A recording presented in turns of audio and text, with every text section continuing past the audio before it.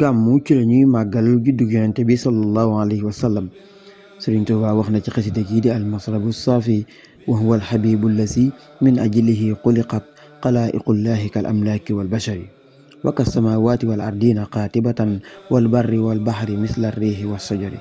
wa hakaza al jinnu aydan maa bahaimiha wa kal jamaadaati misla nafsi wal xajari. yonente bi sallallahu alayhi wa sallam mooy xarit bi nga xam ne ci dara jaam la ñu bind lépp lu ci mel ne malaaka yi ak nit ñi, asamaan ak suuf, géej gi ak jéeri ji, ngelaw yeeg garab yi ak jinne yeeg bàyyima yi, suuf seeg ndox mi ba ci gàncax gi ak doj yi, mbooleem lépp loo xam ne suñu borom bind na ko ci daraja yonente bi sallallahu alayhi wa sallam la ko bindee. sallallahu ala muhammadin. wa sayda allahu tabaraka wa taala anna katiba sinurufi la yamutu abadan wa anna almawta allasi kana mutawajjihan ilayhi